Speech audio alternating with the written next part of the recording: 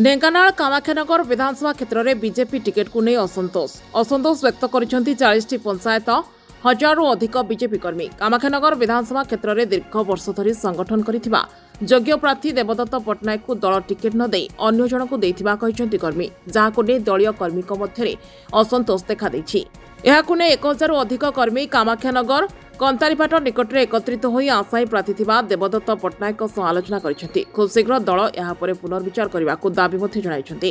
देवदत्त पट्टनायक को दल प्रार्थी कले कामाख्यानगर में बीजेपी विजय सुनिश्चित हेबो बोली कहिसेंति कर्मी। नचेत आगामी दिन में कामाख्यानगर विधानसभा निर्वाचन मंडलीर प्राय 10,000 अधिक बीजेपी कर्मी तथा भोटर एकत्रित होई कामाख्यानगर निर्वाचन मंडली में देवदत्तों पर शक्ति प्रदर्शन करेंगे बोली खोलाखोली कहिसेंति।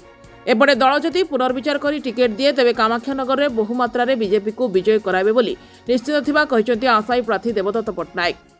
आसिली देखली पिलामाने बसचंदी मन दुखरे बसचंदी मो प्रति भाव को प्रकाश कले दुख प्रकाश करचंदी। मु दुखरे दुखी देखो मु 25 वर्ष संगठन करुच्ची मु कागज बाग नुहे मु संगठन प्रिय गाँ पिंडारे बसे गाँ लोक से कथा करे गाँ लोक पाखे मो निज स्वतंत्र परिचय अच्छी बोली मु भावे मोर मोर कौन प्रभाव अच्छी न अच्छी मु कहि परिबिनी किंतु लोक मते भल पाती बोली मु विश्वास करे मु भी लोक को इक्वली भल पाए। कर्मी मानकर एटा होची गोटे स्पॉन्टेनियस रिएक्शन थिला किंतु टिकेट पाइबा न पाइबा ए तो हाईकमांड माने उच्च कर्तृपक्ष ऊपर निर्भर करे।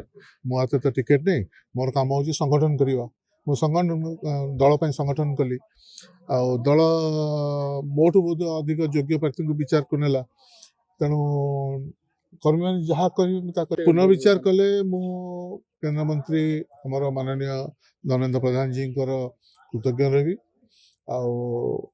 निश्चित भाव में कामाख्यानगर बीजेपी भल प्रदर्शन कर जीत।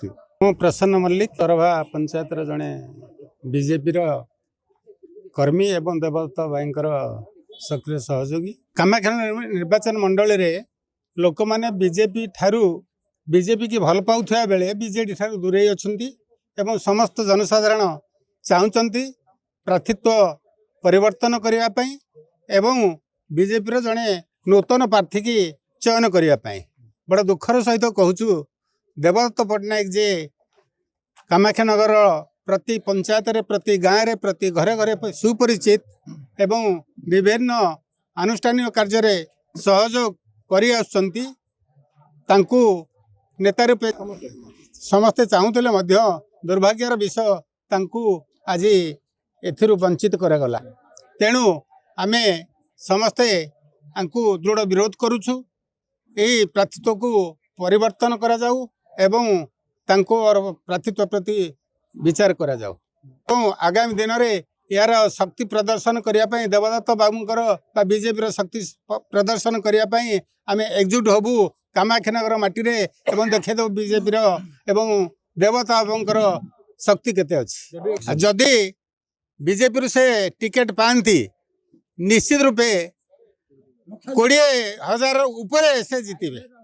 ढेंकानाल अक्षय कुमार नंद का रिपोर्ट रियो न्यूज।